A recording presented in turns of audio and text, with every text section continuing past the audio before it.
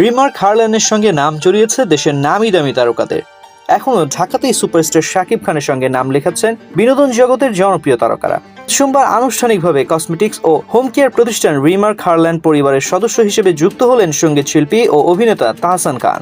সোমবার দুপুরে রাজধানীর গুলশানের দ্য ওয়েস্ট ইন্ড হোটেলে গ্র্যান্ড বলরুমে এক আড়ম্বরপূর্ণ অনুষ্ঠানে শাকিব খানের উপস্থিতিতে রিমার্ক হারল্যান্ডের সঙ্গে তাহসান চুক্তি স্বাক্ষর করেন। চুক্তি স্বাক্ষর অনুষ্ঠান শেষে তাহসান বলেন, অথেন্টিক কসমেটিক্সের জন্য রিমার্ক হারল্যান্ডের সুনাম শুনেছি বহু আগে।